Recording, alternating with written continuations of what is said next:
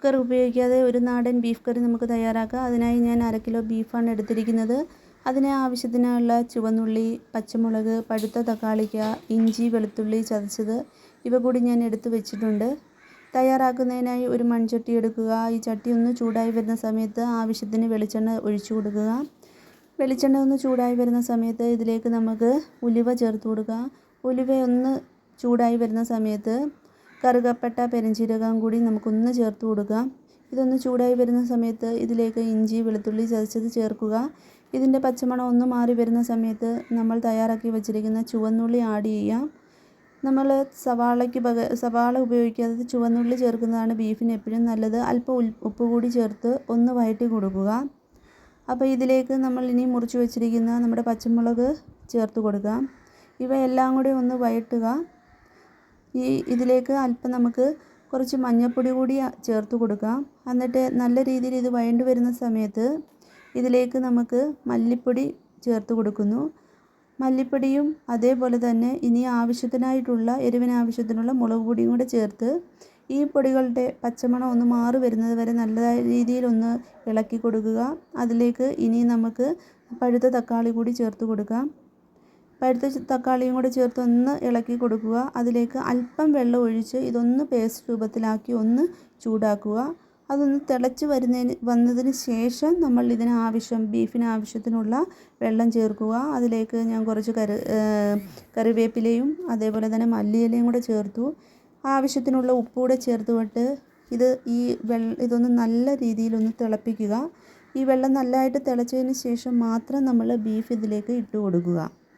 അപ്പോൾ കുക്കറിലല്ലാതെ നമ്മൾ ബീഫ് കറി വെക്കുന്നതാണ് ഏറ്റവും നല്ലത്. അപ്പോൾ കുക്കർ അല്ലാത്തത് കൊണ്ട് തന്നെ നമ്മൾക്ക് കുറച്ചുകൂടി സമയം നമുക്ക് ആവശ്യമാണ്.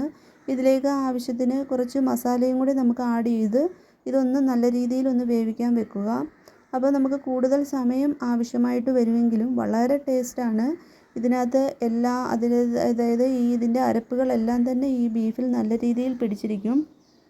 കുക്കറാണെങ്കിൽ നമ്മൾ വെന്തതിന് ശേഷമാണ് അരപ്പ് ചേർക്കുന്നത്. പക്ഷേ ഇതെന്ന് പറഞ്ഞു കഴിഞ്ഞാൽ നല്ല രീതിയിൽ വെന്ത് വരും. അപ്പോൾ ഇതിലേക്ക് നമുക്ക് ഇനി ആവശ്യത്തിനുള്ള തേങ്ങാക്കൊത്ത് കൂടി ഒന്ന് ചൂടാക്കി ചേർക്കാം.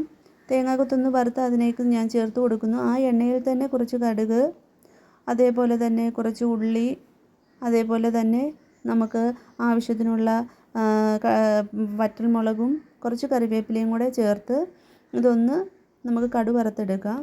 അപ്പോൾ ഇതിലെല്ലാം ഒന്ന് മൂത്ത് വന്നിരിക്കുകയാണ്.